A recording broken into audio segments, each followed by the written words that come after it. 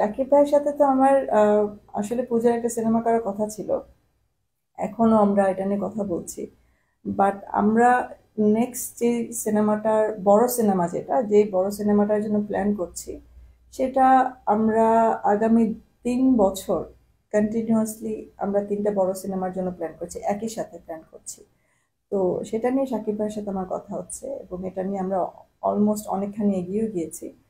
তো আহ, আমি বলবো যে ওই সিনেমাটা বরবাদের চাইতে আরো অনেক বেশি গ্র্যান্ডারের হবে ইনশাআল্লাহ। আমাদের দিক থেকে আমরা যেমন বরবাদের জন্য 100% চেষ্টা করেছি বা 100-এর বেশি দিয়েছি, আমরা ওটার জন্য দিব।